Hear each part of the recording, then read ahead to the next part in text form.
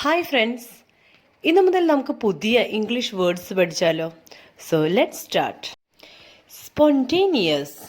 Spontaneous എന്ന വാക്കിൻ്റെ അർത്ഥം it happens naturally without planning. ഒരു പ്ലാനുമില്ലാതെ ജസ്റ്റ് അത് റാൻഡം നാച്ചുറലായിട്ട് സംഭവിക്കുന്ന ഒന്നാണ്. സ്പോണ്ടേനിയസ് എന്ന വാക്ക് മനസ്സിലാക്കാനായിട്ട് ഞാൻ കുറച്ച് എക്സാമ്പിൾസ് പറയാം. സ്പോണ്ടേനിയസ് ഡിസിഷൻ എന്ന് പറഞ്ഞാൽ തീരുമാനങ്ങളാണ്. ചിലപ്പോഴൊക്കെ നമ്മൾ ചിന്തിക്കാതെ പെട്ടെന്ന് തീരുമാനങ്ങൾ എടുക്കും. അതിനെയാണ് സ്പോണ്ടേനിയസ് ഡിസിഷൻ എന്ന് പറയുന്നത്. Spontaneous laughter. ചില കോമഡികളൊക്കെ കേൾക്കുമ്പോൾ നമ്മൾ ഒട്ടും ചിന്തിക്കില്ല, പെട്ടെന്ന് നമ്മൾ പൊട്ടിച്ചിരിച്ചു പോകും. അതിനെയാണ് സ്പോണ്ടേനിയസ് ലാഫ്റ്റർ എന്ന് പറയുന്നത്.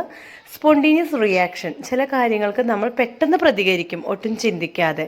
അതാണ് സ്പോണ്ടേനിയസ് റിയാക്ഷൻ. സ്പോണ്ടേനിയസ് ഗെസ്റ്റർ എന്ന് പറഞ്ഞാൽ നമ്മൾ കാണിക്കുന്ന ആംഗ്യ ഭാഷകളാണ്.